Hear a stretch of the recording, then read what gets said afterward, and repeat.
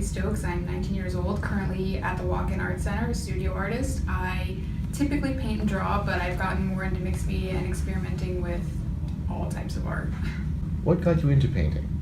I've been doing art ever since I was little, ever since I can remember, just drawing with crayons and little scraps of papers that I could find. It's just something that I've always loved to do as a hobby. I didn't really consider doing it professionally until around maybe middle school, high school, but it's something that I've always felt very passionate about, and it's just what I feel like I'm meant to do. What inspires your work? What inspires my work is people, emotions. There's nothing quite like human emotions and connecting with a person or seeing what someone else is feeling through a painting, and having that subject matter with someone to connect to it, or just it reminding them of a loved one or a friend is, I feel, truly amazing. What does your art mean to you? Art pretty much means everything to me. It's my life. I really don't go a day without at least sketching or drawing. It's what I'm truly passionate about. I couldn't see myself doing anything else, so I would say it's pretty much my life. What's something you'd like to try in the future with your art? I'd like to push my boundaries with art as far as I could. I'm always trying to reach new goals and levels and skills. Something personally I would like to try is oil painting, but as far as that, I'm willing to try any medium. Speaking of which, you've experimented with henna tattoo art. What is it about the human canvas that draws you in? The human canvas is so interesting because it's 3D and 2D, and also it's not permanent unless you're going to get a tattoo of the artwork. So having it be so temporary makes it more beautiful because you get to see it, but only for a short amount of time, which I feel makes it more special to the person and the artist, that it's a one-of-a-kind creation. Sort of like sand art that they do on floors. Yes. What has been most surprising about entering the professional world of art? The most surprising is probably how fast everything is happening. And I honestly, if you asked me 10 years ago if I was going to have a studio, I probably would just laugh and say no. So, I mean, I'm surprised every day by how much this is taking off and that I can actually do this professionally. What is your favorite piece of your own work? My favorite drawing would probably be this one. It is a year old, probably in a month or two. I actually sent it in when I was applying to art schools, and even though it did not get accepted, it's probably still one of my favorite pieces just because of all the work and time I put into it. I felt very strongly about this one because I was so determined to make it good, because I was sending it to professionals to look at. And even though it's not a portrait, which is my typical medium, it's probably one of the pieces that touched me the most. Why did you do the Salvador Dali one? Actually, the Walk-In was having a Salvador Dali movie night, so I was just playing around sketching an idea just to have for myself, and it turned into a full-blown drawing because we're actually going to have a Salvador Dali program later in September, so that will be sold as prints and used as a flyer for the event.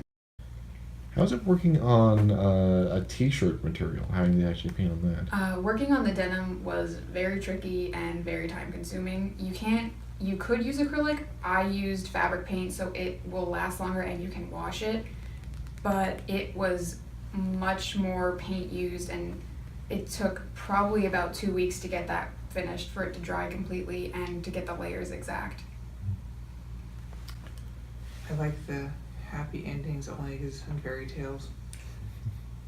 That one was a project too for my senior portfolio prep, and we had to have a contradicting image with a quote, and it had to look like it worked, but if you heard the two things together, you wouldn't think it worked. Like shoe and happy endings. I mean, automatically I would think of Cinderella, but I did. You know, that's kind of what I was going for with that. But like that it's shattering and that happy endings, they're like, oh, they exist in fairy tales. So it has more of a realistic vibe than the fairy tale Cinderella look about it. Is this you? Yes, that one's me. A lot of the faces are me, but slightly changed, mostly because I'm the only one around to model for pictures.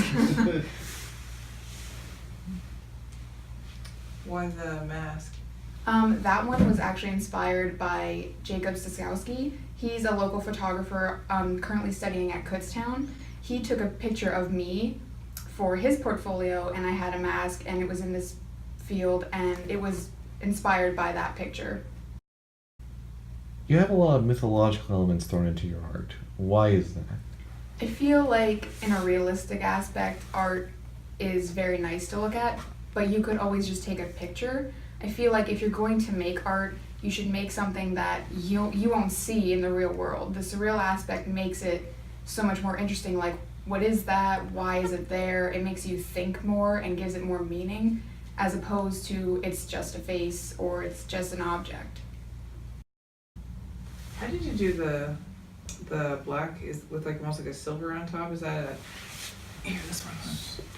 This is similar to what I do. I'm Oh, curious. this one. That was actually probably one of the first ones I did before I started doing henna as like a practice with line work. But I did it on the black paper with white so I could see the contrast better and get line work more fine. I think that one was done in white charcoal. Next to it too with the different heads. This one. Yeah. That one was actually a totally continuous line drawing and a motion study I just did by myself for my own personal enjoyment, I guess. I don't feel like the faces really look like each other, but I liked how abstract it was. Yeah, I like the contrast between the faces. It makes me think of multiple personalities. Any advice for aspiring artists? Believe in yourself even if no one believes in you, and just stay true to who you are as an artist. Whether people tell you you can't be this or you can't be that, prove them wrong. Do you have anything else you'd like to say to our viewers?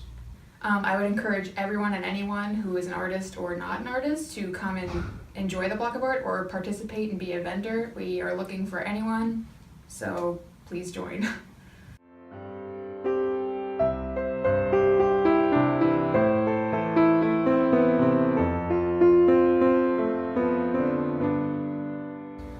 All right. Thank you for sitting down with us, Hayley. No problem.